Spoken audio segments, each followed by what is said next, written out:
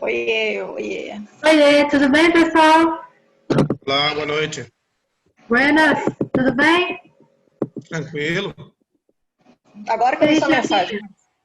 Tô tranquilo. Que carinha é essa? Ah, Eu preciso Da de... chefa? a chefe tá cansada. Ó a cara do Márcio. É que essa quarentena vai acabando com a gente, né? Tá. Nossa, Eu vou começar a disciplina dia 29 lá agora, professor. lá. Lá em Vixe. Cuiabá, online. A professora já mandou os materiais. Quem que é a Uma foi professora? acho que é Carolina, se não me engano. Ah, Tópicos em Falta estudos só o linguísticos. Paulo. Pois é, o Paulinho deve estar chegando aí também. Deve estar. eu mandei mensagem para ele cedo, ele falou que viria 15 para 7, ele vinha. Eu Ele falei deve com estar ele, assistindo a nós... live da Dilma, que ele mandou no grupo nosso aqui, uma live da Dilma que ia estar acontecendo hoje. Nós trocamos uns slides hoje para conversar e tudo. Ah. Deixa eu colocar aqui para compartilhar todo mundo. Pronto. Na verdade, ele fala primeiro por conta do tópico, né? Eu perguntei isso para ele também. É porque ele vai falar do contexto internacional e língua franca para depois eu entrar com relação à concepção e translinguagem, né? Aham, tá. Eu coloquei lá na sua apresentação, coloquei o que tinha lá no seu Lattes. Aham, não, beleza. Toda aquela formação que estava lá eu coloquei, tá? Não, tá tranquilo. Não varia Tá muito bom. disso, não, como diz. Mas é bom, tem que encher a bola. Opa! Eu coloquei no grupo dos meus alunos lá, coloquei em tudo quanto é lugar. Aí. É bom que tá aumentando o número de visualizações do Selig, né, Cida? 100 pessoas a mais desde o início. Essa é uma coisa boa. Lá no Instagram também aumentou. Agora a gente teve, se eu não me engano, 78 curtidas só nesses últimos minutos, agora que eu coloquei o... Eu aprendi como colocar no story do Instagram, agora eu tô moderno. Você tá moderno? Ó, no meu histórico aqui do Instagram, a gente teve 61 visualizações. 61 aqui no WhatsApp, mas no Instagram foram 75 agora, nas últimas 2 horas. Foi bastante. Vixe. Aí tá bruto, hein? Tá indo.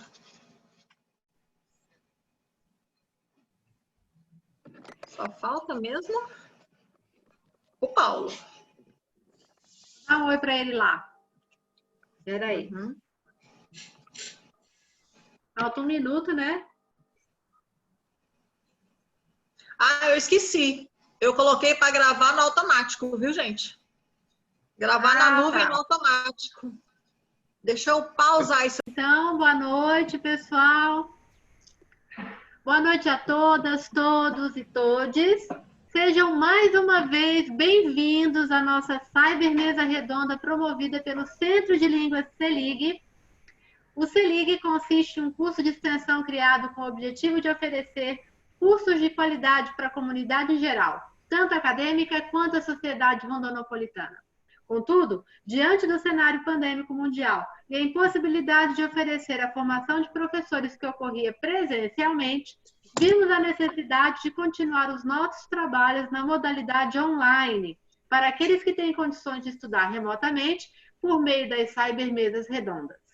Atualmente, o Selig tem como coordenadora geral a professora doutora Maria Aparecida dos Santos e como coordenadora pedagógica a professora doutora Ana Paola de Souza Lima. Antes de iniciarmos a apresentação dos palestrantes dessa noite, Peço que utilizem o chat do Facebook para enviar questões acerca da temática discutida para a rodada de perguntas.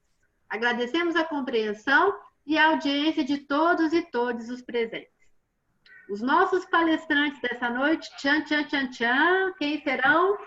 Serão nossos queridos, primeiro, professor Paulo Nunes da Mata, graduado em Letras Língua Inglesa pelas Faculdades Integradas de Rondonópolis, AFAE, é especialista no ensino de língua inglesa pela Universidade Federal de Minas Gerais, é mestre em Linguística pela Universidade de Franca, passou 720 horas em imersão em língua inglesa em Georgetown, na Guiana Inglesa, e frequentou curso de linguagem e metodologia no ensino de língua inglesa na Universidade de Londres, na Inglaterra.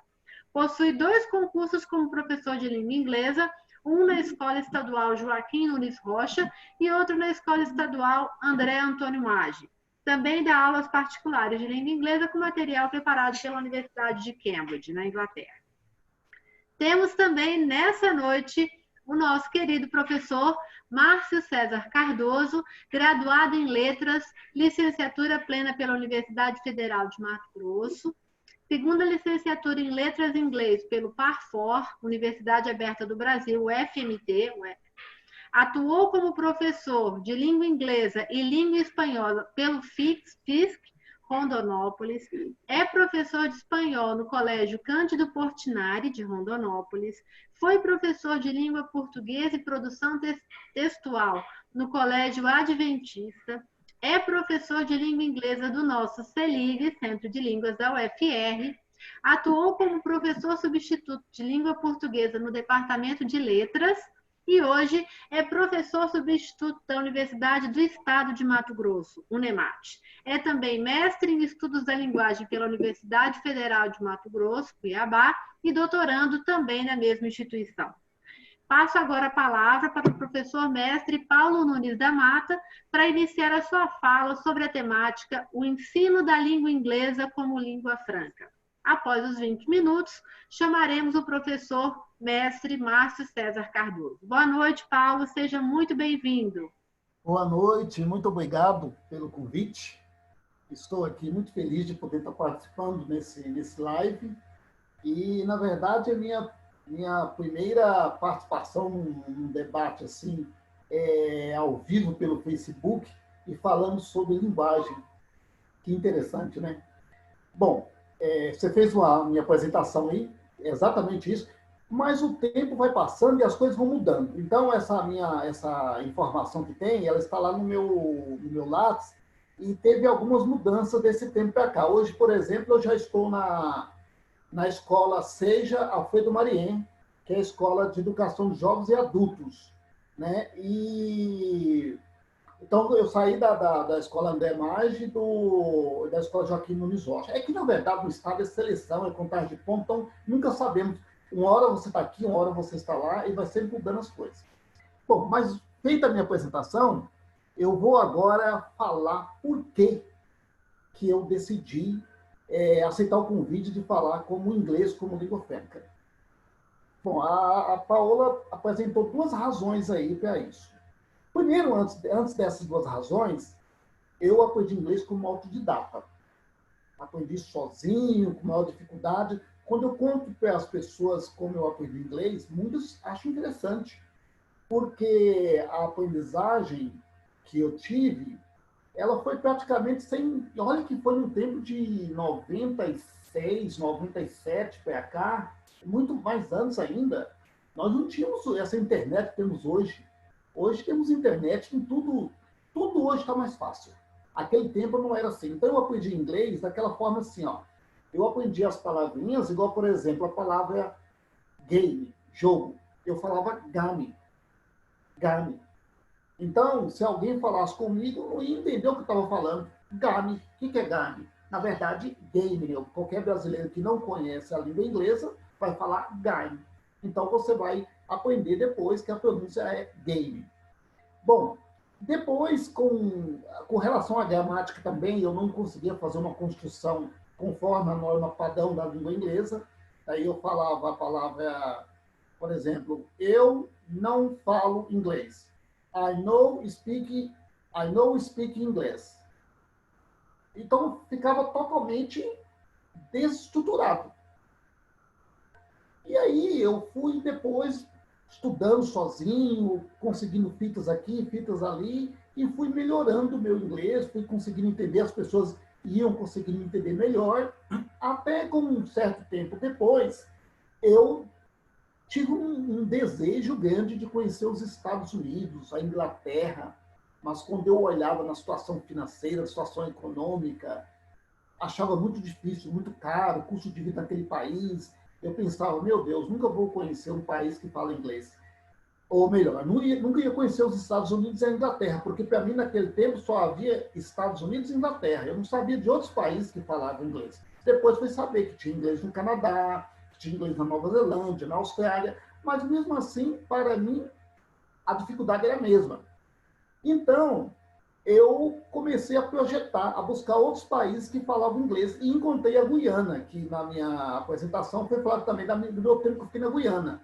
Consegui ir para a Guiana, fácil, para você sair daqui, no meu caso, nós estamos em Mato Grosso, em Rondonópolis especificamente, para sair daqui e até a Guiana foi muito fácil. Peguei um voo em Cuiabá, fui para Brasília, beleza. Quando eu cheguei ao país, eu já tinha estudado sobre a língua inglesa falada na Guiana antes. Eu achei diferente a linguagem. Embora, lógico, eu já conhecia, mas eu achei diferente no sentido de que, comparado com aquela que você ouve no áudio, de filme, de música, lógico, é bem diferente. Diferente qual? Aqui é falada no dia a dia. Quando as pessoas estão conversando informalmente, elas usam uma variedade chamada crioulo. Mas quando elas falam devagar, você consegue perceber que é inglês. Mas aí a linguística vai dizer que não, que é uma variedade chamada crioulo. Então lá, como tem uma certa relação com o Caribe, eles falam o inglês crioulo caribenho. Bom, essas foram algumas das razões. E a outra razão é porque, recentemente, o governo federal alterou a terminologia de inglês como língua estrangeira para inglês como língua franca. Então, a nova BNCC, ela vem com essa terminologia. Nós não mais ensinamos o inglês como língua estrangeira. Mas, antes de falar dessas variedades de inglês, eu vou... eu esqueci de colocar o meu... de colocar o meu... Como é que chama? Bom, os tópicos aí. Eu vou falar os tópicos, então. Qualquer coisa eu mostro. Será que dá para ver? Não dá, não, né? Eu esqueci. Vocês têm como puxar? Deixa eu ver se eu consigo puxar aqui. Peraí.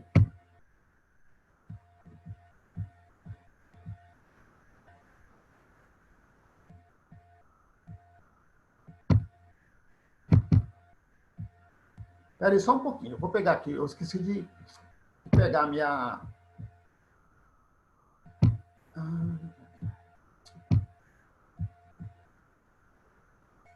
Aqui está. Deixa eu compartilhar aí para ficar mais fácil para vocês seguirem o que eu estou falando. Então, aí na sequência... Bom, enquanto vai apresentando aqui, deixe-me ver se eu consigo já compartilhar agora.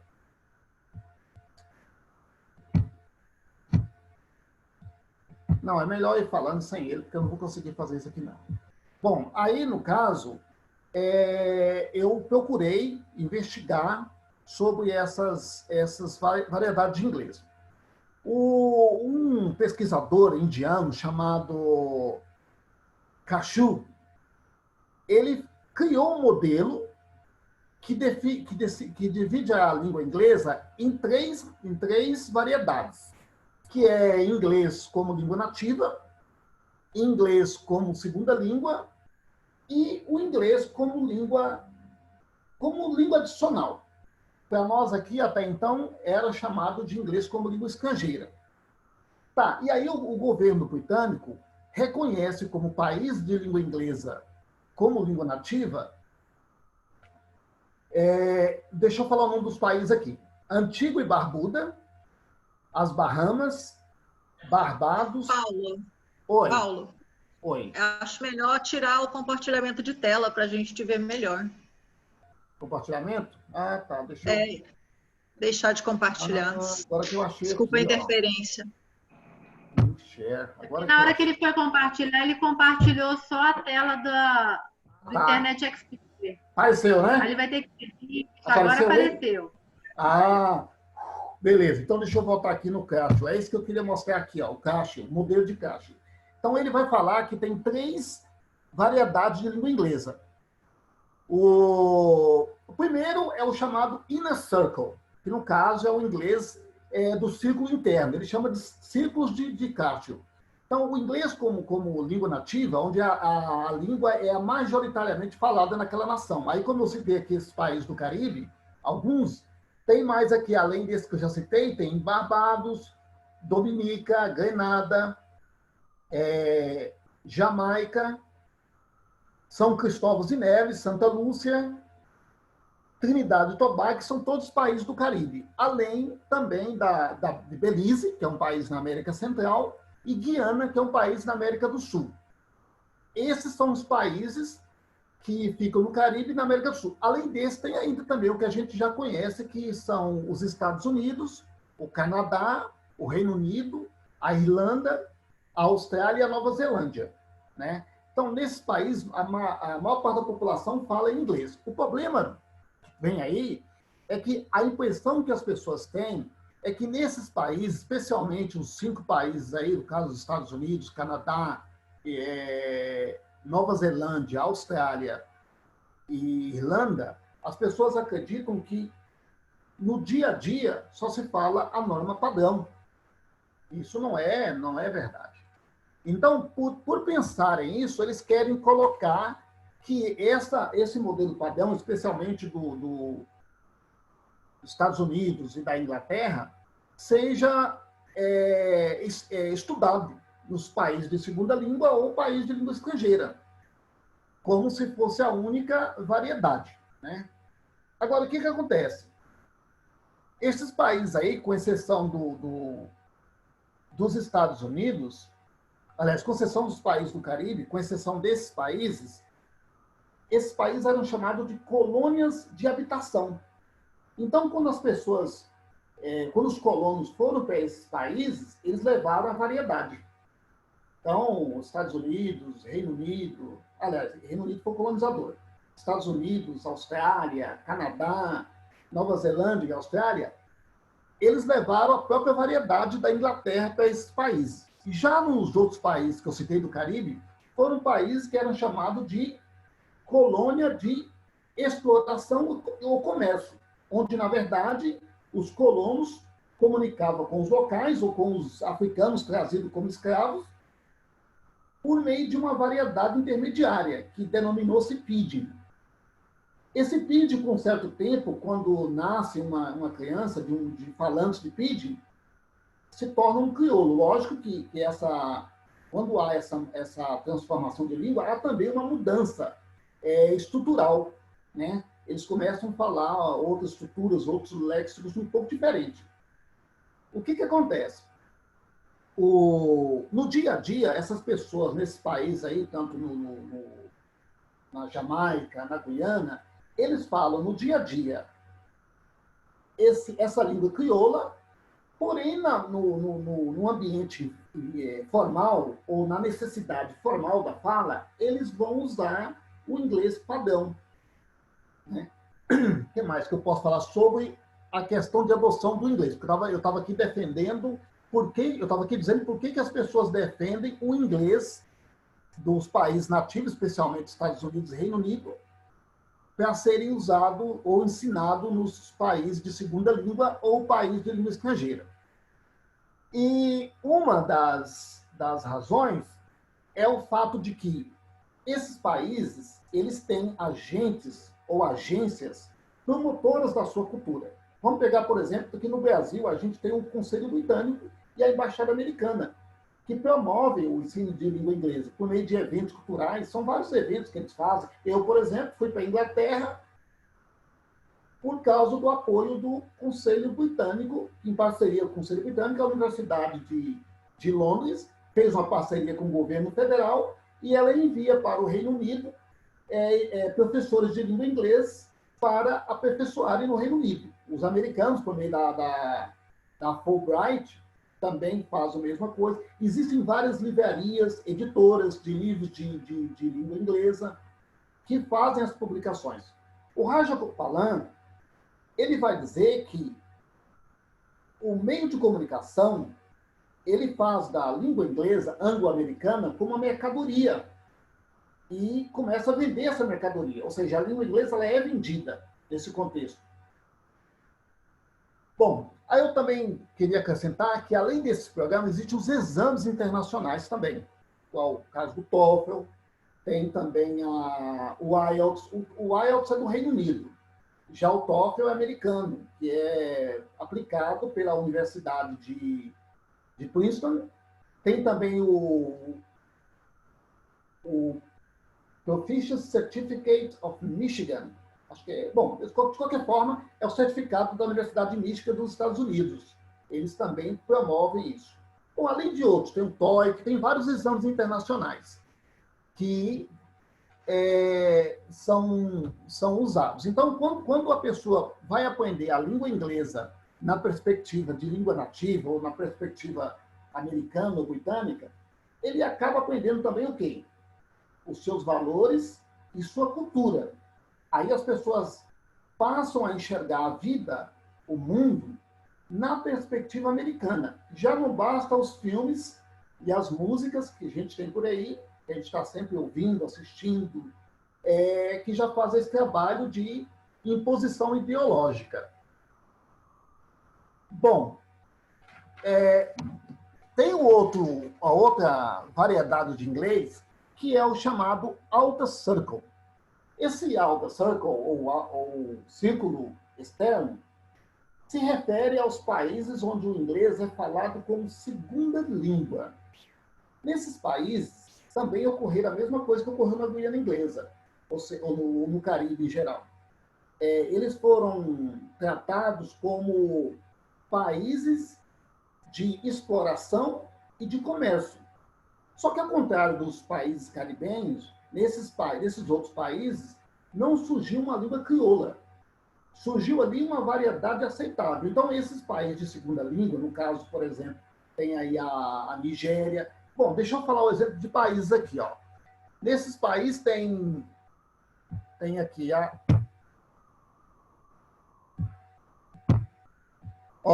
tem mais de 20 países lá nesses países.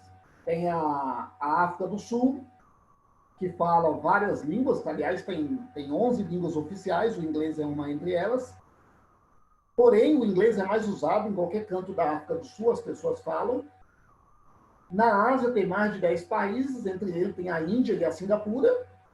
Só para ter uma ideia, na Singapura tem 3 grupos étnicos predominantes. O chinês, que aí as pessoas falam mandarim, tem o malaio, as pessoas falam malaio, e o indiano, que as pessoas falam o hindi. Mas a comunicação entre eles é feita em língua inglesa. Quando um grupo étnico sai para conversar com o outro, é feita em língua inglesa. Né? No caso, a mesma coisa acontece na Nigéria e na África do Sul. Tá, veja bem.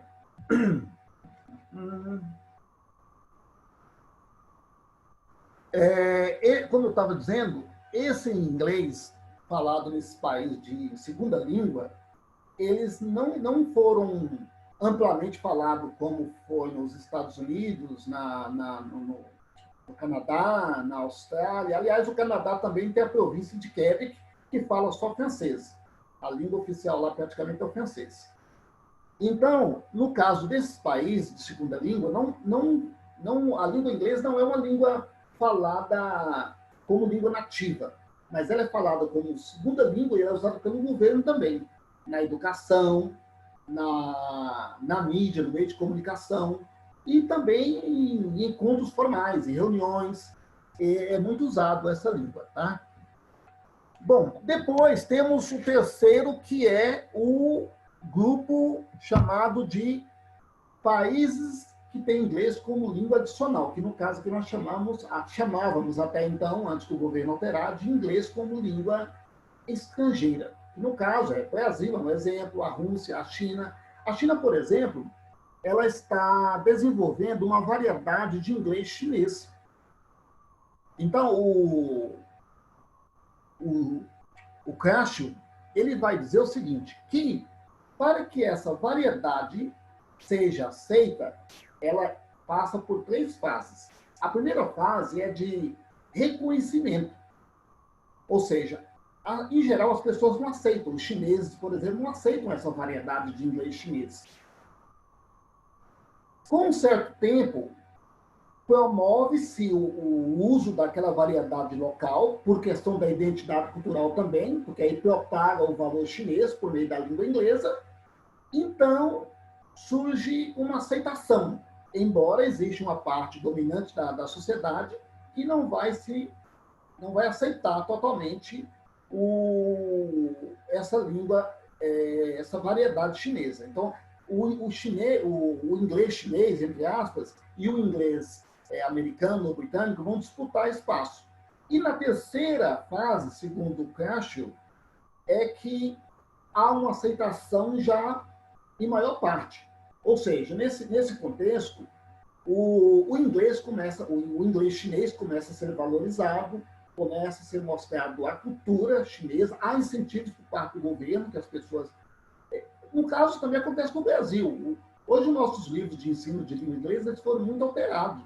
Antigamente, você pegava um livro de inglês para trabalhar, você via a bandeira americana, você via a cultura de Londres, a ponte de Londres. Hoje, já se mostra bastante a cultura brasileira nos livros de inglês, de ensino de língua inglesa. Então, ou seja, essa variedade ela já começa a ser aceita.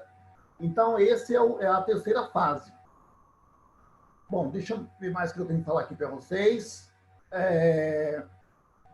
Tá, e as pessoas que ousam desafiar essa modalidade já, digamos, aceita na terceira fase, elas são, de certa forma, discriminadas. Elas, no caso da cultura chinesa, elas vão ser vistas como um outsider, ou seja, uma pessoa que não está falando naturalmente, porque você não está falando a sua cultura. Você é um chinês que está falando uma cultura americana. Então, assim, você não está sendo natural. Bom, desde que você não tenha também tido contato com a cultura externa, né? Bom, a BNCC, ela define a língua inglesa como língua franca, como uma língua viralizada e miscigenada, tá? Eles também procuram fazer o quê? Que a língua inglesa não passe mais a ter esse olhar estrangeiro, que a partir de agora, então, o inglês passa a ser uma língua sem território. É uma língua de várias culturas, até porque existem pesquisas que vão afirmar que a língua inglesa hoje é mais falada por não nativos do que nativos. A quantidade de pessoas que estudam inglês no mundo hoje é muito maior do que as pessoas que falam inglês lá na Inglaterra e nos Estados Unidos. Então, outro objetivo da BNCC para o inglês como língua franca é de que o estudante seja colocado em interação com outros povos, não necessariamente só de língua inglesa, mas de outras culturas, de outras línguas, como o chinês, por exemplo, o italiano, o russo, né? Que ele conheça outras culturas com a língua inglesa. Tá, e outro detalhe também colocado é conscientizar o aluno da imposição linguística dos americanos, dos ingleses, onde aquele inglês é visto como o único, correto, entre aspas. Né? Então, que os alunos consigam fazer esse questionamento sobre esse tipo de inglês. Também é proposto na BNCC, para o inglês como língua franca, de que existem outros povos que também podem comunicar em inglês, só que o nível não precisa ser um nível, não precisa ter aquele certo exagero de proficiência, de precisão ou até de inteligibilidade. Mas na questão de inteligibilidade, a Jenks e a Sage Hopper, que é uma outra estudiosa do inglês como língua franca, ela vai dizer o seguinte, que existem algumas características permitidas para que se possa usar neste inglês como língua franca. Aí ele cita alguns exemplos aqui, ó. Então eu coloquei aqui, I live in USA. Então, ali faltou o artigo D. Então, houve omissão do artigo D. They work in the Brazil. Aí já houve um uso inadequado do artigo they. The girl which I teach, the book who you need, também tem usos, houve intercâmbio de usos do pronomes relativo. No lugar de girl seria who, no lugar de book seria which. She a teacher. Então faltou ali a omissão teve a omissão aí do verbo to be. She be a teacher, não houve conjugação. They should come, isn't it? O uso inadequado do tag question seria shouldn't they? Go to home. O uso desnecessário da preposição to, beach. As pronúncias são idênticas. Tem aí a palavra, a expressão thank you, que se pronuncia como T, thank you, e they, que se pronuncia como they. Então, tem aí a omissão também do S na terceira pessoa. Ao invés de ser she lives, ele fala she live in Tanzânia. E a flexão inadequada do speak, que ao invés de ser spoke, ficou speak com ed, ou seja, foi feito um passado conforme o paradigma dos verbos regulares. Porém, esses desvios, vamos dizer assim, da norma padrão, não impedem o entendimento. Essas são uma das características que as estudiosas, Jennifer Jenkins e também a Barbara Schweidhofer, elas vão afirmar que essas questões não precisam ser de forma cobrada, exagerada do aluno, porque isso não vai impedir o entendimento. Ela até diz que quando ela dava aula de inglês lá em Londres, a Jennifer Jenkins, ela ficava se matando para que o aluno entendesse essas regrinhas. E quando ela virava as costas, que ia olhar, lá estava um indiano, por exemplo, um brasileiro, conversando com um chinês, com esses termos aí, sem impedir o entendimento. Ou seja, houve a chamada inteligibilidade. E é isso que é cobrado no inglês como língua franca, enquanto que o inglês como língua estrangeira, a pauta é a norma padrão. Então, você vai ser cobrado conforme fala o americano e conforme fala o britânico. Já no inglês como língua franca, não. Você vai usar o inglês para fazer entendido, ou para se entender. E nesse tipo de inglês também, é exigido que os interlocutores participem, que eles se esforcem. Por exemplo, é perguntado se o inglês do nativo pode ser também o inglês como língua franca. Desde que um americano, quando vai falar com um brasileiro, ele procura facilitar, ele procura tentar entender o que o outro está falando. Não usar apenas a sua variedade. Então, ele vai estar usando o inglês como língua franca a partir do momento que ele começa a se adaptar a essas regras ou aceitar essas regras. Agora, vale lembrar aqui também, é importante ressaltar, que existe aí um termo, por exemplo, em inglês como segunda língua. Esse termo, às vezes, leva as pessoas a ficar... esse termo leva as pessoas a confundirem alguns entendimentos. Por exemplo, o que seria inglês como segunda língua? A pessoa sai do Brasil e vai para um país de língua inglesa e aprende o inglês lá. Ele vai aprender como segunda língua. Então, ele vai aprender o inglês como segunda língua no país de língua nativa. Mas ele vai aprender inglês... Não, ele vai para a Índia, por exemplo. A Índia fala inglês como segunda língua. Não que o país fala inglês, mas é tido para que as pessoas dentro da Índia, por exemplo, um cidadão do estado de Goa vá para o estado de Calcutá e consegue se comunicar, já que ambos falam línguas mutuamente inteligíveis. Então, isso que é o inglês como segunda língua nesse contexto, e o inglês como segunda língua no contexto de uma pessoa estar num país de língua inglesa. Deixa eu ver mais o que eu tenho para falar aqui. Tá, bom. Eu acho que é só isso. Tem mais tempo ainda, né? Mas eu preparei só isso.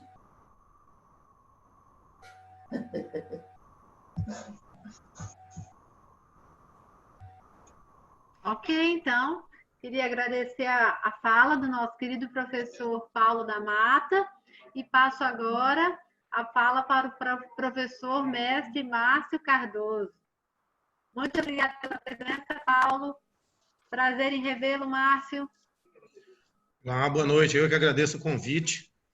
E vamos lá, né? Vamos falar sobre... Bom, eu vou falar sobre translinguagem, na verdade, só que antes, assim, vamos tecer algumas considerações, porque quando o Paulo falou de inglês como língua franca, nós conseguimos visualizar algumas marcas de visões coloniais em cima dessa questão, né? Então, assim, quando ele falou sobre a BNCC e a LDB já tinha falado sobre isso também, de pensar em um ensino transversal, pensar em um outro tipo Só um minutinho, Márcio. Sim. Paulo, por favor, o compartilhamento de tela. Ficou ainda. Ah, tá. Obrigada. Okay, agora está melhor, né? Então, quando a LDB já falava sobre isso, e a BNCC veio reforçar, quando ele fala de questionar a hegemonia de Estados Unidos e Reino Unido com relação à língua, né, nós temos aí uma visão ainda calcada na posição socioeconômica e política cultural desses povos, né? Ainda que nós falemos em translinguagem ou práticas linguísticas, nós vamos abordar agorinha, já, ainda há esse resquício. Então, questionar a hegemonia de posição sociocultural e econômica desses países. E quando ela fala em rever essa tríade herderiana, por que é importante a gente primeiro entender esse tipo de coisa? Porque nós vamos falar um pouco sobre o conceito de língua e como essa questão de ensino é vista e como essa questão de translinguagem é vista. Por que é vista assim? Então, essa tríade herderiana que se coloca, quando a BNCC fala dessa tríade, ela está falando de não calcar a compreensão de que o inglês é uma língua de um povo que habita um determinado território. Então, assim, essa tríade herderiana, ela é oriunda do processo de formação dos Estados nacionais. Então, quer dizer, havia uma dada comunidade que era dona da língua, por isso muitos dos nossos cursos e abordagens ainda trabalham com fazer dramatizações nos países onde essas línguas, do ponto de vista histórico, foram formadas, como se aquelas comunidades fossem donas dessa língua. Depois tem um território geograficamente delimitado, né? E essa língua com uma assunção de que ela fosse homogênea, né? E aí vem, então, a outra parte que a BNCC fala, de os falantes de outras partes do mundo, que não estão naquele centro, que o professor Paulo mostrou um círculo aí, e no centro nós temos Estados Unidos e Reino Unido. Então, quando a BNCC fala de questionar essa posição do falante nativo, é justamente entender que, do ponto de vista histórico e de formação do Estado Nacional e definição de ideia de língua, o falante nativo é o dono dela. Ele é que prescreve esses usos. Às vezes nós ouvimos de pessoas falando, não, mas essas práticas já estão muito naturalizadas hoje em dia, de aceitar a variedade e tudo. Mas o que se percebe é que, hierarquicamente falando, o modelo a ser copiado acaba por ficar ainda preso a essa concepção histórica. Então, o falante nativo seria o ideal a ser perseguido. E quando ela fala em posicionar a língua inglesa em territorialidade, não em território, falando justamente isso. Se lá no final, lá no início do Estado-nação, com a crise do feudalismo, era necessária essa questão de território e foi preciso um processo de invisibilização de minorias linguísticas para que se criasse essa ideia de língua nacional. Então, se nesse processo havia o conceito de território, hoje, com o fluxo constante de pessoas, mercadorias, né, e comunidades linguísticas, nós falamos em territorialidade. Então, o inglês hoje ele não trabalha com território, ele trabalha com territorialidade. Né? Como o professor falou, que há mais falantes de língua inglesa como segunda língua ou adicional do que os considerados nativos. Né? Lembrando sempre que essa ideia de falante nativo, ela deveria pressupor uma posição de autoridade, mas ela ainda traz intrínseca a ideia de que imagina-se que o nosso aluno imagina que, então, nos Estados Unidos, um americano que seja de Miami, um que seja de Los Angeles, um que seja lá do estado de Washington, lá na divisa com o Canadá, no norte, né, de Seattle, e outro que seja de Nova York ou do Connecticut, eles têm a mesma forma de falar, porque a língua é a língua dos Estados Unidos. né? Então, por isso que quando nós falamos de translinguagem, prática translingüe, prática linguística não padrão, a gente tem que entender o que calcou essa ideia de que uma língua é um negócio homogêneo, puro, bonito e comum a todos. Eu gostaria de compartilhar minha tela aqui para que a gente possa conversar mais sobre o meu assunto, no caso. A boa visualização? Tá ótimo. Vou colocar no modo tela inteira, que eu acho que fica melhor.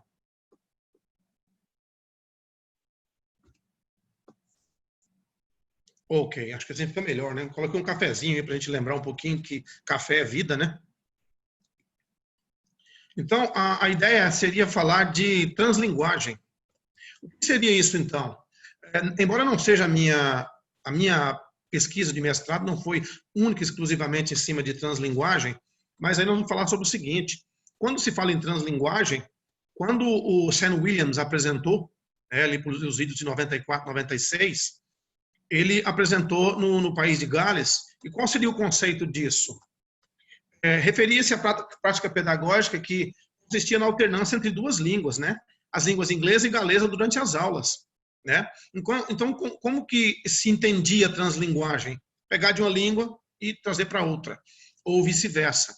Então, dentro das práticas que se observavam no surgimento dessa ideia de translinguagem, os alunos eram pediam-se aos alunos que escrevessem uma história na própria língua deles, no caso, a língua do país de Gales, e depois passasse essa história para o inglês.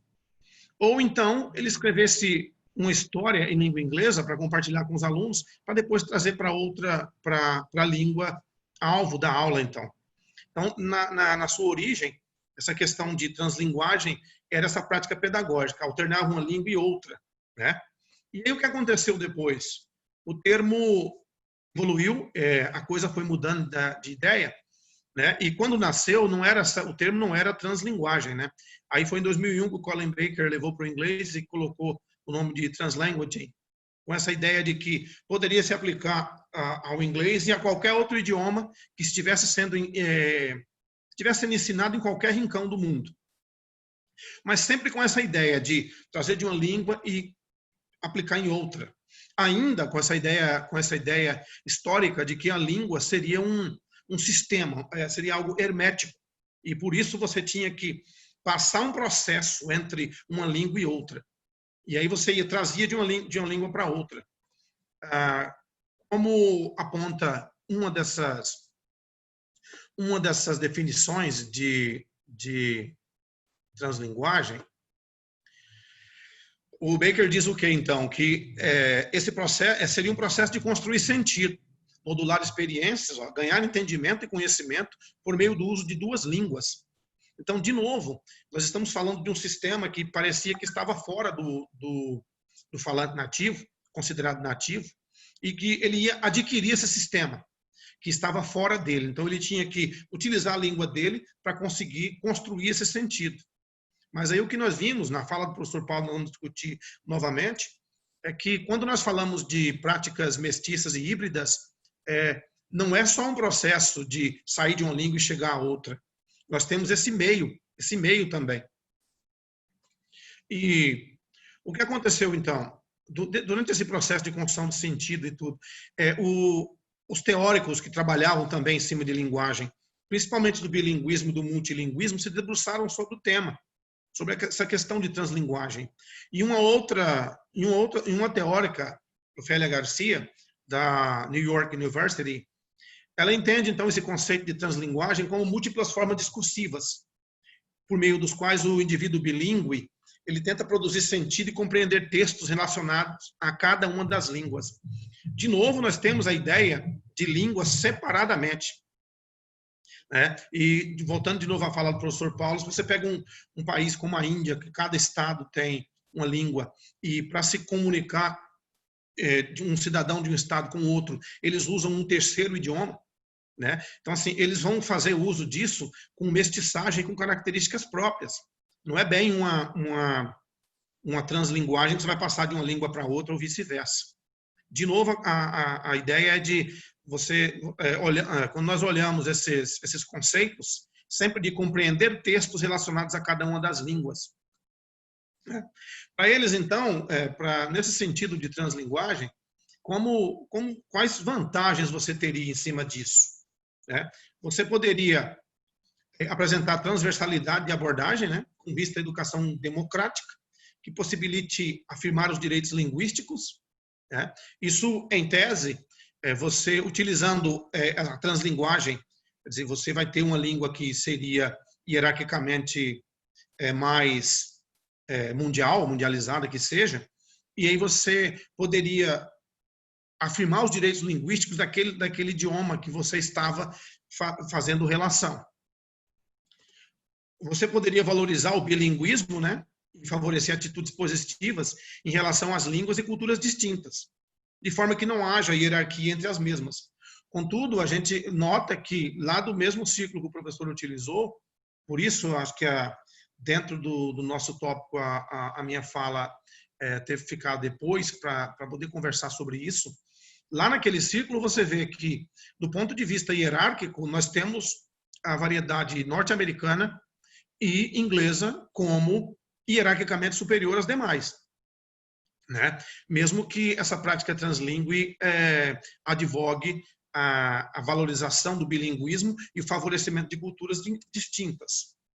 E uma outra vantagem que eles apontam, a expansão de práticas discursivas por parte dos alunos, para dar sentido, dar sentido ao mundo e adquirir novas formas de se comunicarem. E aí, nessa vantagem, a hipótese é de que o aluno iria conseguir se comunicar em uma outra língua.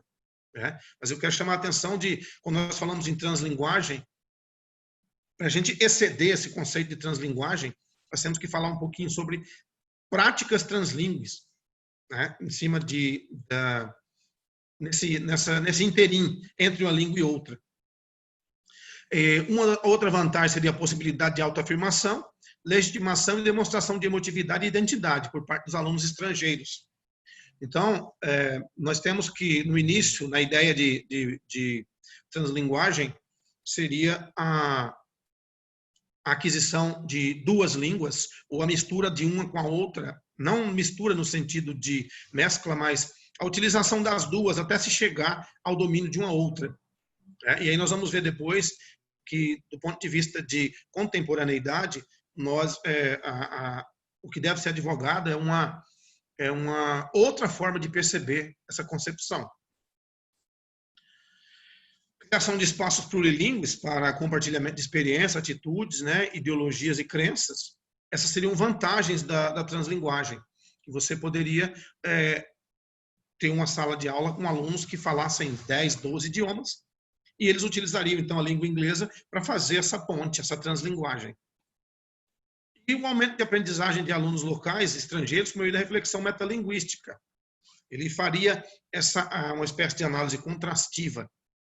Mas aí, entrando agora na seara de relação de língua, nós vemos que a prática de translinguagem, desde o seu início lá, e na utilização de metodologias e abordagens, a gente vê que lá do início, ela sempre se pautou por entender essas línguas como entidades separadas. Você aprende a trazer de uma para outra e fazer o caminho contrário. E aí o que acontece com isso? Voltamos então para a ideia de que para poder se ter essa ideia de língua, essa ideia de língua separada e que você tem que trazer de uma para outra, ver como é que isso é feito lá, como é que isso é feito aqui, houve a necessidade de invisibilizar as outras variedades que já existiam quando da formação dessa ideia de língua nacional. Então, a minha pesquisa de mestrado, quando nós falamos do paradigma monolíngue, nós falamos de como esse processo se deu. Quando o Suresh Kanagaraja, no livro dele, fala sobre práticas translíngues e tudo, ele fala justamente de um processo de legitimação da variedade, que era, no caso, mais forte, e invisibilização das demais. Por quê? Porque a língua teria que ser considerada nacional, porque ela deveria exprimir o pensamento daquela comunidade específica. E aí o cidadão que não fosse parte daquela comunidade seria o estrangeiro. A criação da dicotomia nós e eles. Então, o meu pensamento por pertencer a essa comunidade pode ser expresso pela minha língua e o seu não poderia. Né? E aí, lá no processo de formação dos Estados Nacionais que ele fala, o iluminismo, né, foi trazer a razão a essa coisa e estudar essa língua para delimitar quais eram as suas regras e as suas ocorrências, para que a partir dali ela fosse estudada e tivesse deslocamento entre a língua e a comunidade que fala. Ela passou então a ser um ente fora do falante. Então, a ideia então é que seria um sistema, é um conjunto que o falante, que o cidadão que quisesse dominá-la tivesse que aprender, estaria fora dele. E o romantismo entrou nessa história para expressar, para mostrar que então a língua expressaria a ideia dessa comunidade, né? E aí nós entramos o quê? Vamos falar então desse processo que eu estou colocando e por que nós temos que abordar esse tipo de coisa? Porque para entender não só a fala do professor Paulo do inglês como língua franca lá e de como isso é visto, nós temos que voltar a qual é a nossa ideia de língua hoje ainda, né? Como nós vemos variedades linguísticas e qual o olhar que nós colocamos sobre produções que estão fora do que nós concebemos chamar de norma culta. Do ponto de vista dessa ideia monolíngue, gestada na época do Estado-nação, que ainda acompanha grande parte do nosso processo de ensino, a língua seria um sistema homogêneo, harmônico e fechado, né? A ideia seria essa. Por isso que nós falamos, e onde está o maior problema disso? Quando nós falamos que o inglês é a língua dos Estados Unidos, né? A ideia é de que, como se todos falassem da mesma forma, por mais que existam variedades presentes em materiais de ensino e tudo, não raro nós temos a presença de um material de áudio para que você repita. E como esse material de áudio é um recorte daquela dada língua, ela fica meio que deslocada da realidade quando você olha outras produções linguísticas dentro dela. Então, se um aluno viaja para lá, ou assiste uma série, ou ouve uma música, aquela língua vai ficando mais longe da realidade dele, né? E como eu estava falando de perspectiva de língua, entender primeiro o que nós entendemos por língua, para depois falar sobre translinguagem, prática translingüe, eu trabalhei na minha pesquisa de mestrado com uma concepção de língua, que é da Ana Antônia Assis Peterson, que aí nós vamos entender o que seria uma mundialização de língua, variedade linguística e translíngua, né? Ou translinguagem. Então, a Assis Peterson diz que a língua é um complexo desigual e contraditório de variedades linguísticas. E o valor da variedade linguística que acaba tomando o lugar do padrão, né, não se define por características intrínsecas ou linguísticas, mas são características extrínsecas, ligadas à posição sociopolítica e socioeconômica, cultural dos seus falantes. Então, uma variedade que se impõe, ela não se impõe por linguisticamente ser superior, né? É a variedade dos falantes que tem mais poder. E onde nós podemos ver isso? Quando nós vimos aquele círculo que o professor Paulo colocou, a variedade norte-americana e do Reino Unido, ela se sobrepõe às demais por essa ideia de dono da língua, de comunidade mais forte que fala. Então, nós vemos uma dicotomia muito forte em cima disso. Mas eu vou aprender o inglês americano ou o inglês britânico, né? Mesmo no mundo eivado de diferenças agora culturais, e que o inglês já não representa mais só essas comunidades. E os outros países, como o professor Paulo falou da visita à Guiana, seja a Guiana, a África do Sul, seja outros territórios, aquele inglês é visto como um inglês de segunda categoria, né? E aí, quando nós falamos de práticas, então, práticas linguísticas, durante a minha pesquisa, nós trabalhamos com como foi o surgimento, o estabelecimento dessa ideia de língua nacional, como ocorreu o processo de invisibilização de variedades linguísticas para chegar nesse ponto de que nós entendemos a língua como, mas o fulano está falando errado, ele não está falando certo.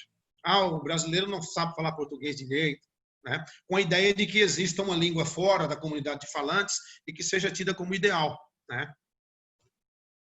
Então, quando nós falamos não só de translinguagem, porque eu quis trazer essa discussão, porque translinguagem no seu início, por mais que ela falasse em possibilitar novas formas de comunicação e pluralizar a comunicação, nós ainda estamos falando de levar de uma língua para outra e trazer da outra língua para uma, né? Só que essas práticas linguísticas, esse inglês que o professor Paulo comentou também, eles fazem parte de complexas construções linguísticas e elas são materializadas com o intuito de produzir sentido. E aí o que acontece? Não é um processo que você está misturando as coisas enquanto você não aprende o que é certo. Existe esse interlugar que nós vamos e que as pessoas vão começar a misturar isso. E elas vão produzir sentido ali naquele interlugar.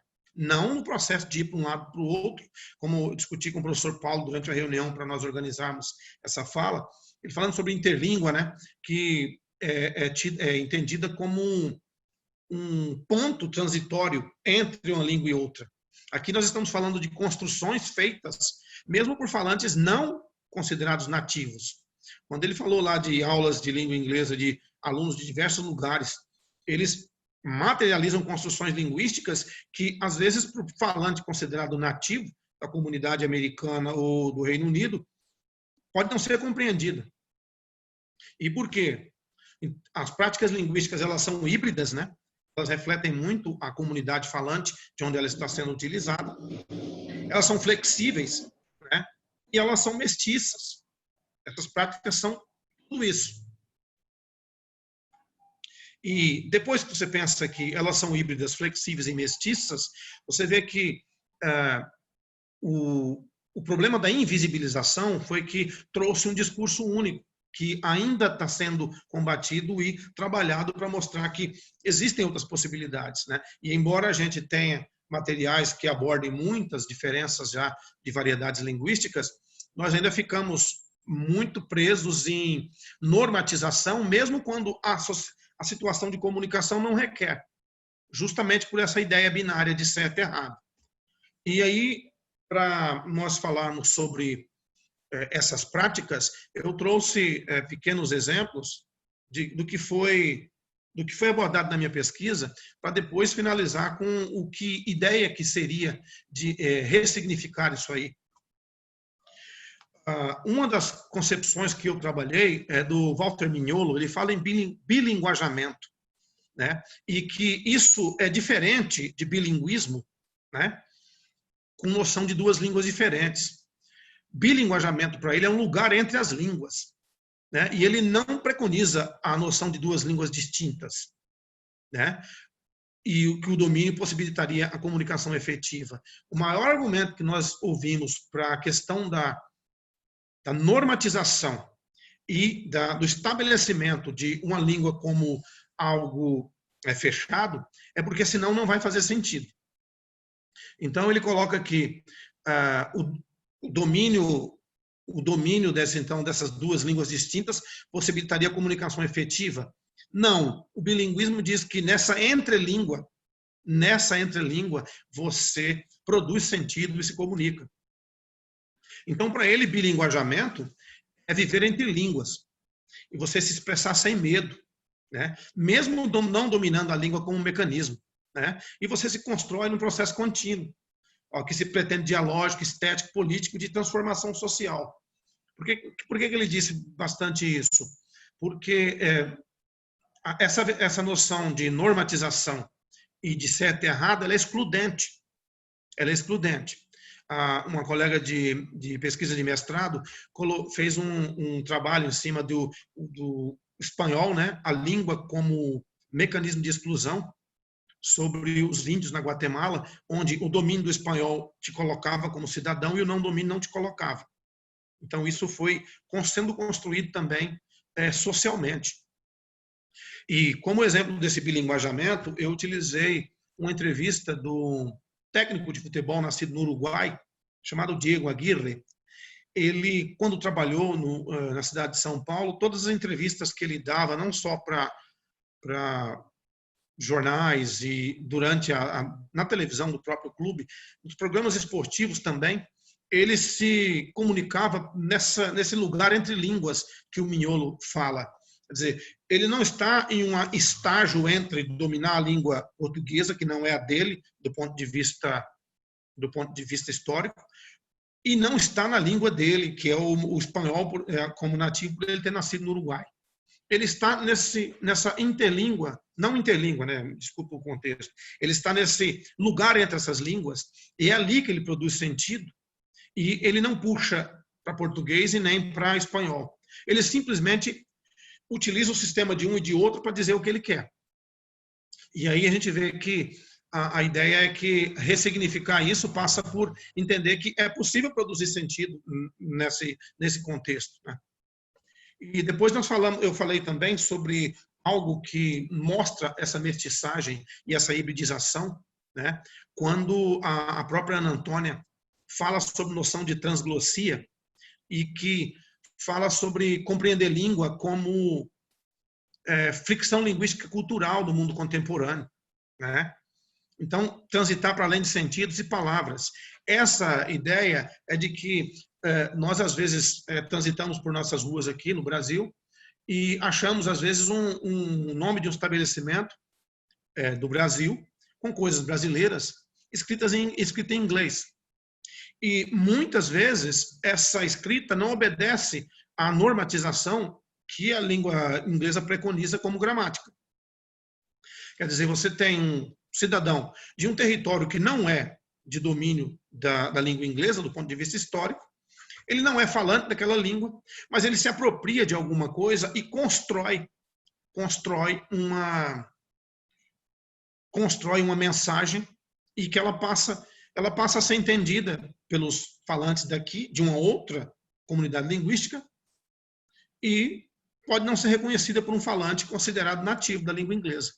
Então, você pega o núcleo duro da língua, e aí você pega, por exemplo, o Getúlio Lanches. Em Rondonópolis havia uma loja que chamava Gifts, Presentes, ou então João Importados, aí você coloca o apóstrofe S lá no final do Importados. Quer dizer, ele fez uma prática transglóssica, mexeu no núcleo duro da língua e produziu sentido a si mesmo.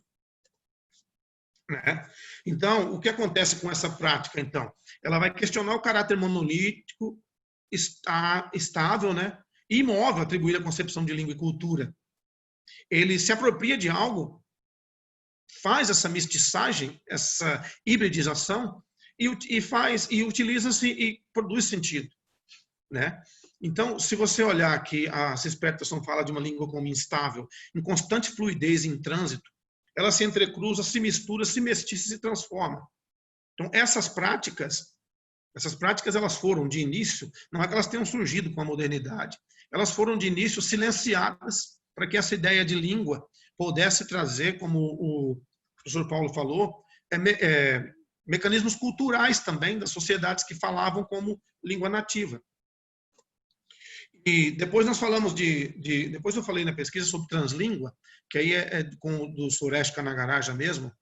E o que seria isso, então? Quando o professor Paulo me mencionou em Londres, quando ele esteve lá, e os alunos de diversas comunidades linguísticas se comunicando e cometendo, do ponto de vista do prisma da professora, irregularidades linguísticas, o Kanagaraja ele fala sobre a translíngua como uma habilidade demonstrada por falantes, né, de usar a língua por entre códigos e normas diversas, em resposta a um contexto comunicativo específico. Você usa pedaços da língua para você conseguir gerar inteligibilidade e se comunicar. Então, elas são, de novo, flexíveis, híbridas e se encontram em fronteiras estabelecidas pelo monolinguismo. Elas produzem novas compreensões e novas práticas permeadas pela linguagem. Não é difícil a gente ouvir que essas práticas translíngues são desvios, são demonstrações de não domínio ou demonstração de incapacidade. Na minha pesquisa de doutorado, se ela não sofrer nenhuma mudança, nós vamos também estender isso aqui para mostrar que, do ponto de vista social ou de mídia, toda vez que uma pessoa vai ser atacada, não raro, nós ouvimos uma crítica em cima da linguagem.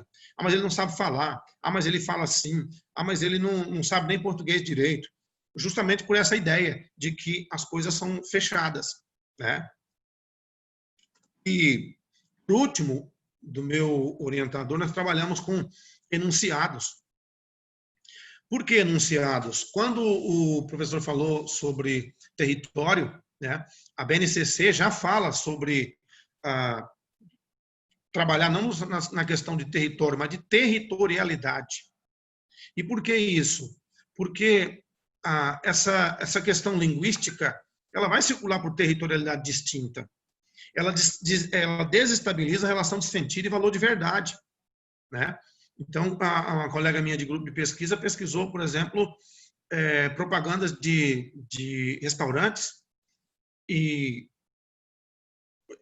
era uma paleteria mexicana na cidade de Cuiabá e a ideia era de pirar o cabeção ou então me gusta mucho.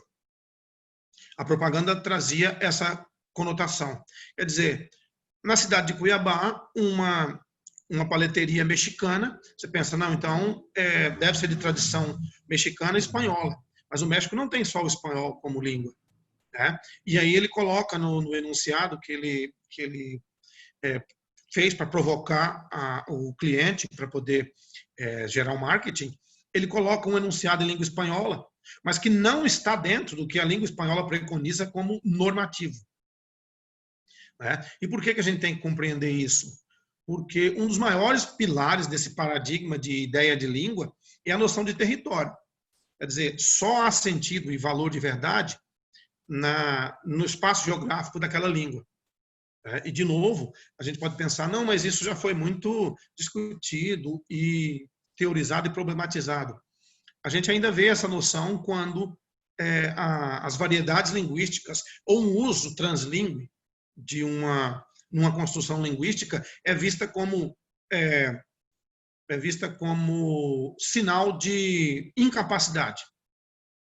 Quando nós sabemos que hoje, para você falar em ressignificar isso, nós temos que entender daquilo que o professor Paulo falou e de que, como o Giroux, né, uma das referências que eu utilizei na minha pesquisa, o Giroux tem um artigo que fala sobre pedagogia crítica e o subtítulo é Paulo Freire e a coragem para ser político.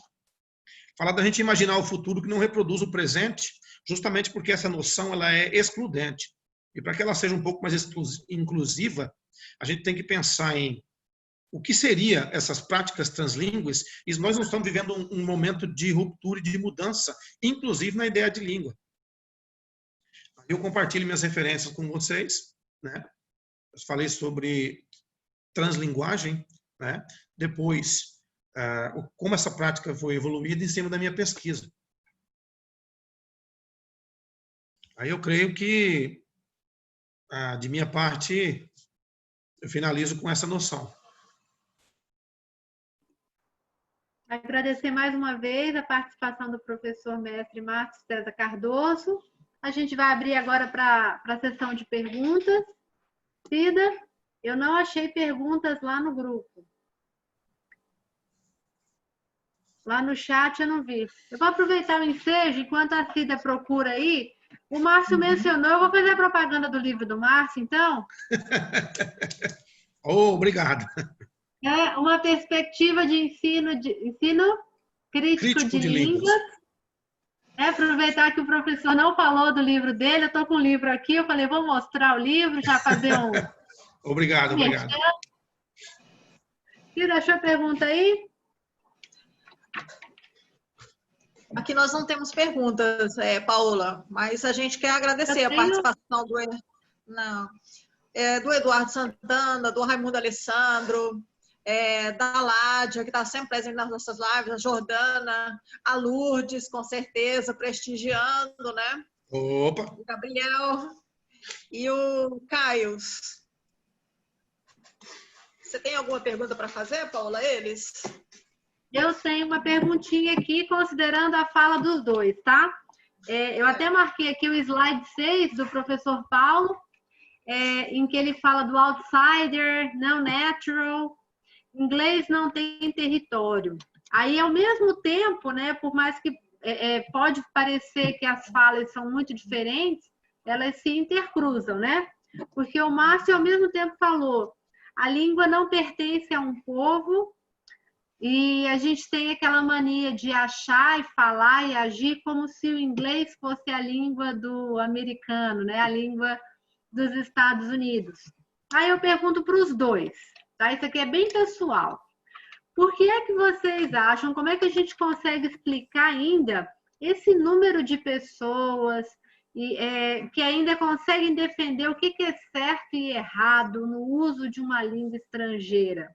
Como é que isso se perpetua diante de tanto estudo, né? A gente percebe, se a gente fizer uma busca rápida aí pelo Facebook, como eu fiz agora, enquanto vocês estavam falando, eu procurei, porque eu não tenho mais Facebook, eu estou no Facebook do marido, e eu fiquei procurando, e eu encontrei uma série de grupos no Facebook que debatem justamente essa questão do nativo, falante nativo ideal, próximo do nativo. Como é que vocês explicam isso, né? Tem como explicar? Para os dois, tá? Deixar o bate-bola entre vocês. Se o Paulo quer falar primeiro, não sei.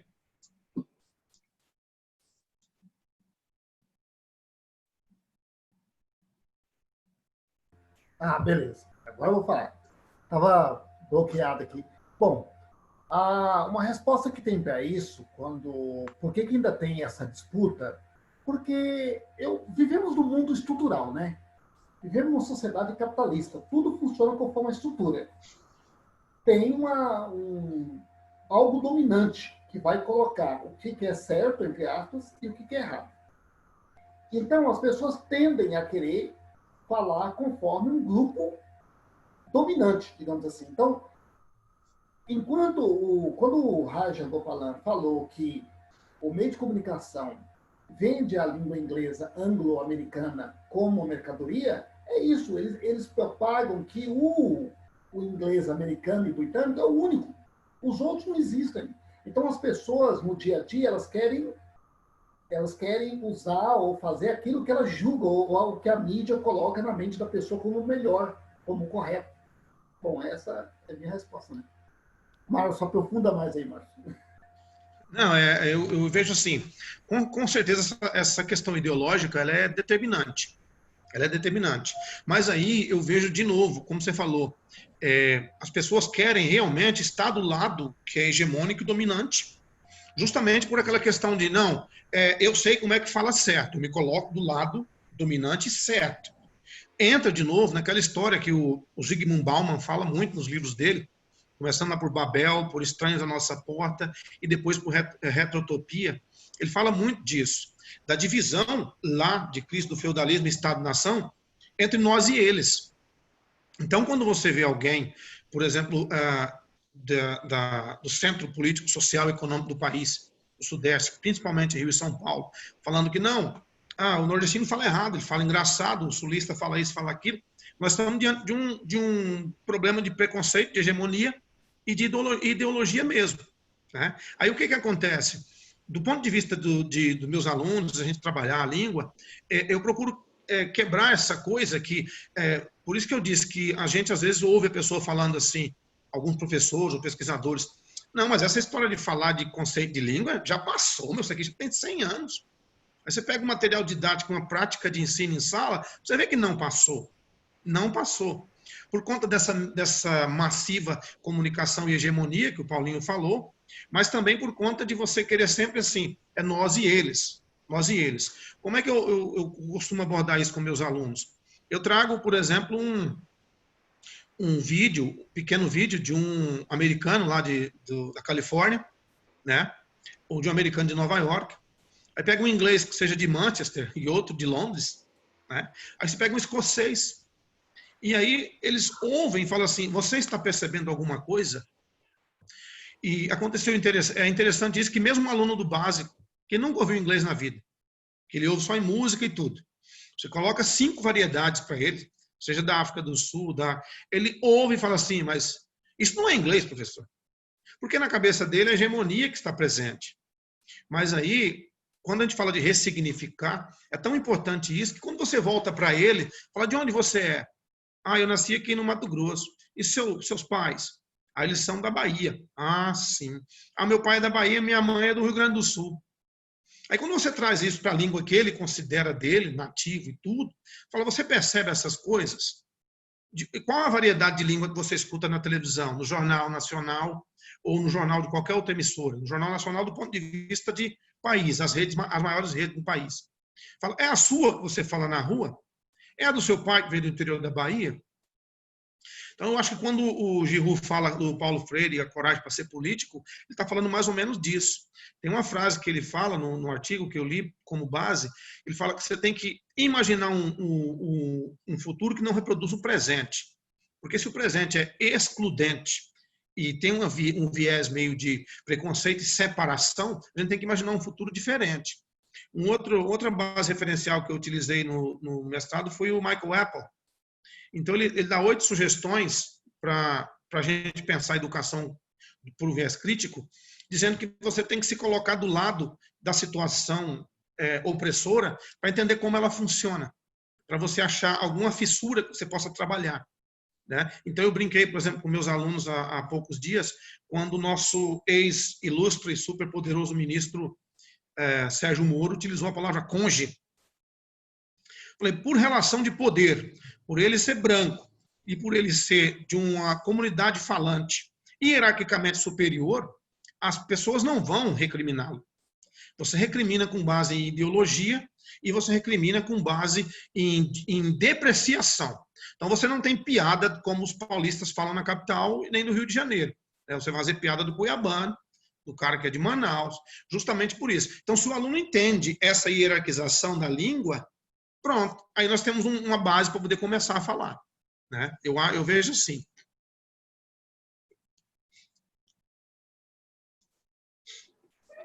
Cida, joga a bola para você, nossa hoje. Como a discussão de hoje foi boa, né, Paola? Foi muito boa. Eu queria tanto que os nossos alunos todos tivessem ouvido aqui. Eu fico pensando, né? A gente discutiu o racismo na outra semana, a gente está discutindo essa questão de língua agora, a gente está sempre envolvendo uma questão ideológica aí de grupos, né? Que se dizem superiores em relação a uma maioria que é considerada uma minoria. Acho que a gente está sempre nessa discussão. Sempre a questão do certo e do errado, como o Márcio colocou aí, e sempre essa questão do certo estar ligada a um determinado grupo, a um grupo economicamente favorecido, que se impõe através, por exemplo, que o Paulo colocou, da língua enquanto mercadoria mesmo, né? Essa questão de instituições, de exame, de imposição do uso daquela variante, por exemplo, eu fico imaginando a enxurrada da língua de um determinado grupo econômico a que a gente está submetido.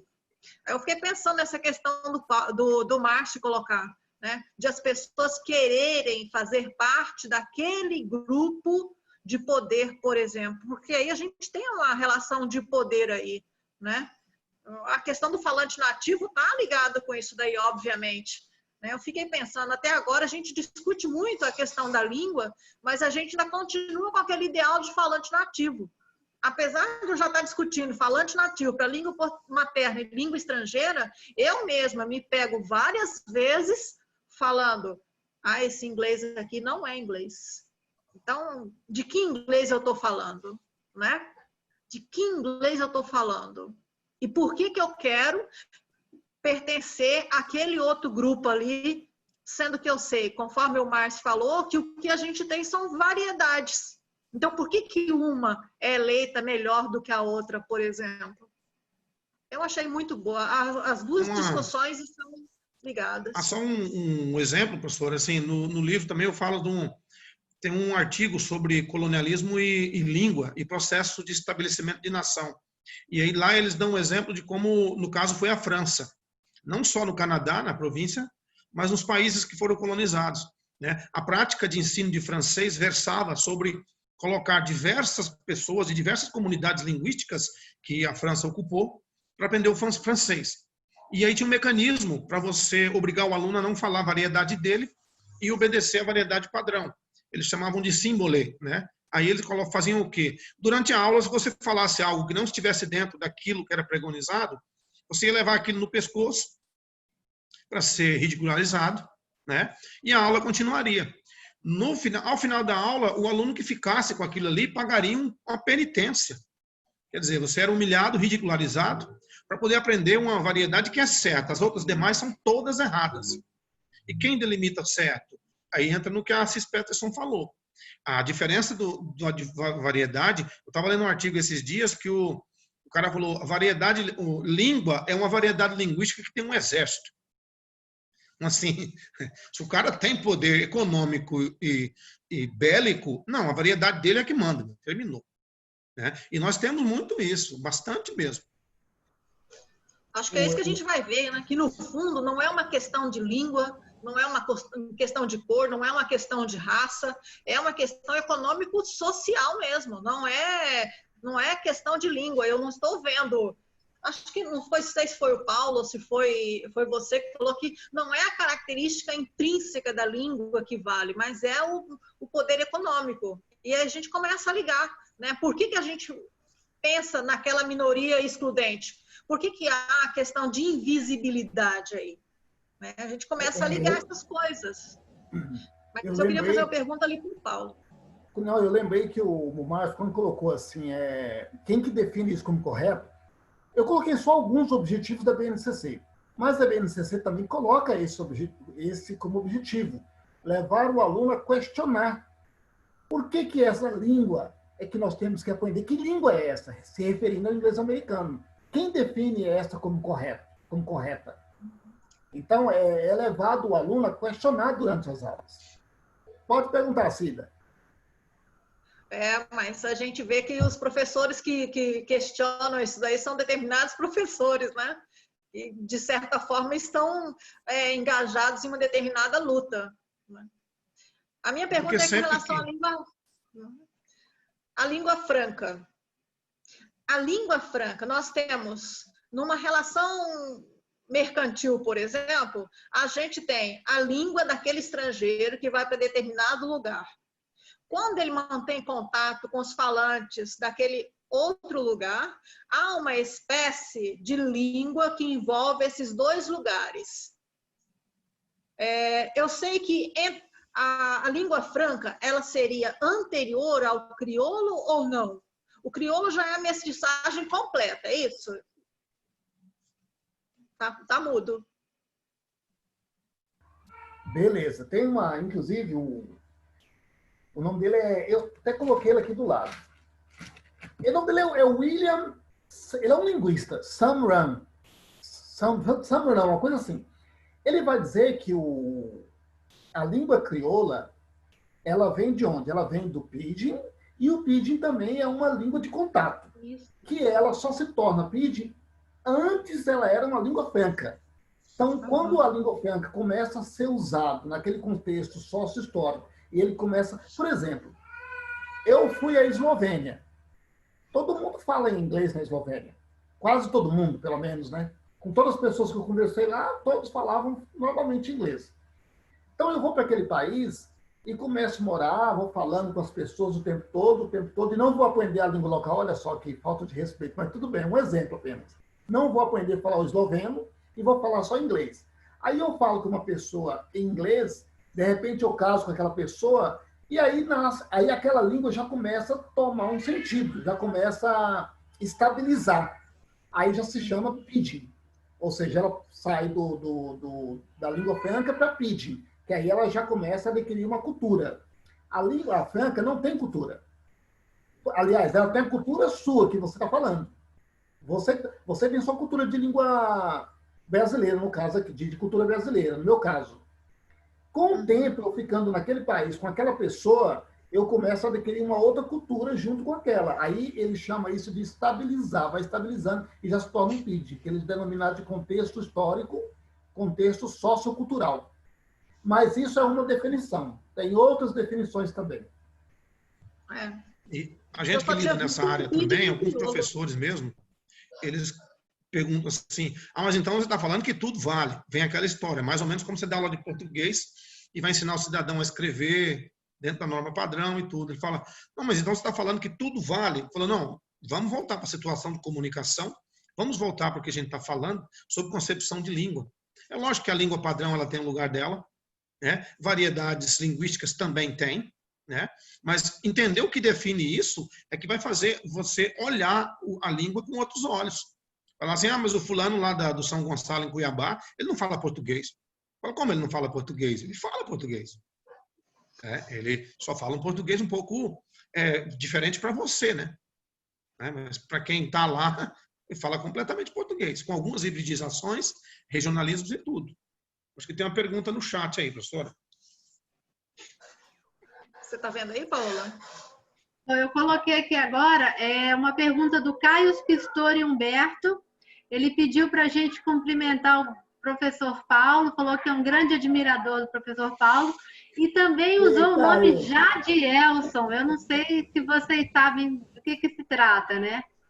Aí ele pediu para a gente não esquecer de fazer a pergunta dele, que é na questão da dominação e economia, aproximação negativa comparada a outras línguas não tão usuais como o mandarim.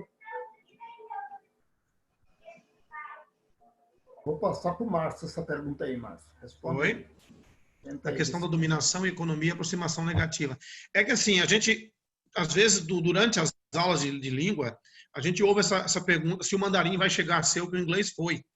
A gente tem que pensar, pelo menos da experiência, das leituras que eu fiz, que o estabelecimento desses Estados-nações e essas línguas coloniais, vamos dizer assim, né, aquele processo ele foi de vários séculos, né, e um estabelecimento que eu vejo assim, se você olhar, por exemplo, a força, a China cresce bastante, né, mas quando você olha colonialismo, por exemplo, você pega ali as universidades que são sediadas em países de língua inglesa, você pega a força política, econômica e cultural dos países de língua inglesa em contraposição à China, por exemplo.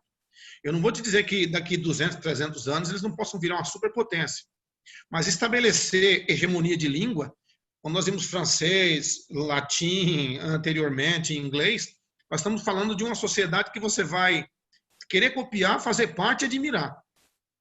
Isso num processo de estabelecimento de cultura e de aculturação. Você vê isso no decorrer dos séculos, né? Já o mandarim, assim, como nós falamos que o poder econômico vai se sobrepor, eu não duvidaria se o mandarim, onde a China chegar com extrema força e com a sua população, se ela não vai hibridizar e ela vai impor isso a alguém, né? Eu não vejo essa imposição, por exemplo, a países da Europa e aos Estados Unidos. Porque quando os alunos me perguntam isso, eu dei aula para a menina que é de Taiwan, eu fiz uma brincadeira com ela, falei assim, você entra na China, as placas estão escritas em inglês também, não estão? Ela falou, em grandes partes do país, sim. Aí eu falei para ela, e o contrário? Você vai aos Estados Unidos ou à França, as placas estão em mandarim? Ela falou, não, jamais. Eu falei, pois é, então você tem uma noção do que é aculturação e força política e linguística, né? Assim, a China pode conseguir essa hegemonia, mas eu acho que ainda vai levar um bom tempo, né? É uma opinião pessoal.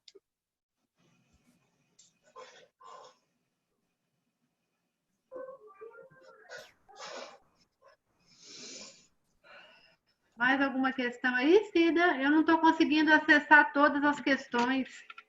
Não, pelo chat aqui tá tranquilo. Né?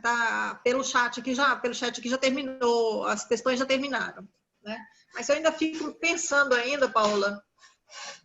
Estou verificando se o meu microfone está ligado. Pode ligar o meu.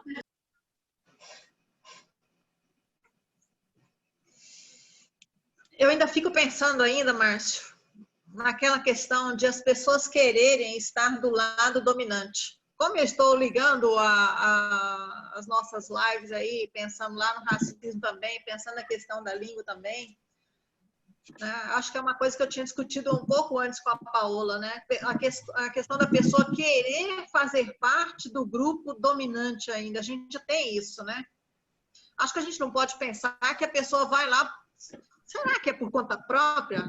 A pessoa deseja realmente aquilo? Aquilo está tão ideologicamente na sua constituição enquanto sujeito que ela nem vê que ela está sendo levada a servir e não fazer parte, porque ela não vai fazer parte. Ela vai funcionar, vai servir ainda aquele grupo dominante, tanto em relação à língua quanto em relação à raça, por exemplo. Basta olhar o chefe da Fundação Palmares, né? Eu acho que é um exemplo claríssimo disso. Né? Alguém no chat está falando que o sonho do oprimido é ser opressor. Eu não vejo que o sonho do oprimido seja ser opressor. Às vezes o sonho do oprimido é não ser oprimido e desvalorizado só porque ele é, né? Eu não acho que o cuiabano queira ser de São Paulo. Eu acho que língua é questão de identidade. Né? Por exemplo, eu sou goiano, criado no Mato Grosso. Eu tenho minha característica linguística, e quando eu ouço alguém dizendo que o gaúcho fala engraçado e fala errado, ou o nordestino fala errado, a gente, como professor de língua, você tem que, no mínimo, dar essa noção à pessoa que uma língua é feita de variedades. Se em um momento você precisa utilizar a norma um pouco mais próxima da culta, porque você está diante de uma plateia e está dando uma palestra, em outro momento, com os seus amigos no bar, não é necessário. Né? Mas eu acho que não é essa dicotomia, eu acho que não. O Caio está falando aqui, Paola. Paola e Maria, estamos tendo uma grande formação verdadeira e prática desses dois grandes mestres. Uma aula. Agradeço a vocês. A gente fica feliz, né, Paola? Ai, que gracinha. Obrigada, Caio. Adorei. Eu também adorei. De minha parte, eu encerrei, Paola. Eu também, gente. Eu queria ter um negócio desse aqui todo dia, né? Eu acho que se a gente tivesse um bate-papo desse para discutir linguística e discutir essas questões que atravessam a gente enquanto sujeitos e são constituintes da nossa identidade, da nossa cultura, né? De repente, a gente não estaria vivendo tantas coisas que a gente tem vivido, né? A gente conseguiria resposta para muitas outras coisas. Eu fico até com medo de falar alguma coisa assim e estar me posicionando de uma maneira, né, que eu não deva. Mas é um prazer estar aqui com vocês, ouvir vocês falando e poder sempre aprender um pouquinho mais. E o que mais me deixa feliz é saber que o pessoal que está lá do outro lado, né, está assistindo a gente e está satisfeito com as palestras que têm ocorrido aqui, né? Em ouvir vocês, professores, e aprender com vocês também. Eu agradeço, Paola, Cida, por me convidarem para participar desse debate. Eu até havia dito para o Márcio, olha, eu vou fazer uma fala bem informal lá, viu? E eu tenho certeza que você vai aprofundar no negócio, você aprofundou mesmo. Então, eu fico muito feliz de estar aqui nesse debate. Estava até comentando com o Márcio que a gente, por conta de nossas atividades pessoais, a gente tem se afastado um tempo. Mas parece que nós estamos conectados sem saber, porque ele está praticamente estudando o que eu estou estudando também, uai. Até pensei, mas como? O Márcio está lendo minha mente, eu estou lendo a mente do Márcio. Então, assim, eu fico muito feliz e espero que as pessoas que estejam nos assistindo, que vão depois assistir, no caso, que elas usem isso na sua prática, usem isso na sala de aula para tentar mudar esse mundo bem focado na cultura dominante, inglês americano, inglês britânico. Existem outras culturas e outros povos por aí que também falam inglês. É só isso, muito obrigado. Eu quero agradecer também, e como eu gosto muito de ler filosofia, eu gostaria de terminar com uma colocação em cima disso, né? Eu trabalhei com o Paulo na FISC, eu estava estudando, ele já era professor lá, eu era aluno do Vanderlei e ele trabalhava como professor, né? Ele foi inspiração por um bom tempo, aprendi muito com ele, né? A gente brigou muito também, né? A Paola me deu aula na segunda licenciatura, eu conhecia já há um bom tempo, a professora é uma mentora, né?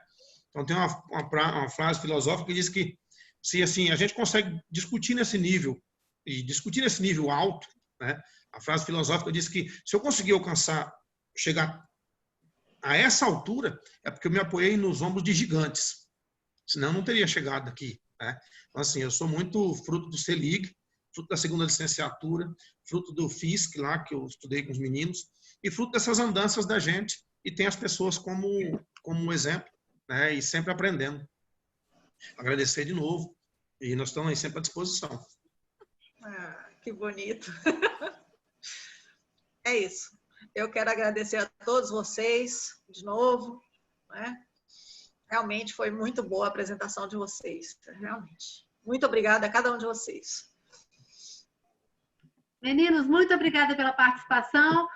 Muito obrigada pela participação de todos que estão assistindo a gente também. E eu quero aproveitar e convidar a todos para a Cybermesa CELIG Talks na quarta-feira, dia 17, com as professoras mestra Priscila Aline Rodrigues Silva e a professora mestra Raíssa Duarte Marques Cabral. Elas vão falar sobre inglês na escola pública, histórias de fracasso e superação. Então, meninos, vocês também estão convidados a participar conosco na quarta-feira, a partir das 19 horas. Amanhã não tem, mas quarta-feira a gente está de volta. Muito obrigada, gente. Um beijo. Boa noite para todos.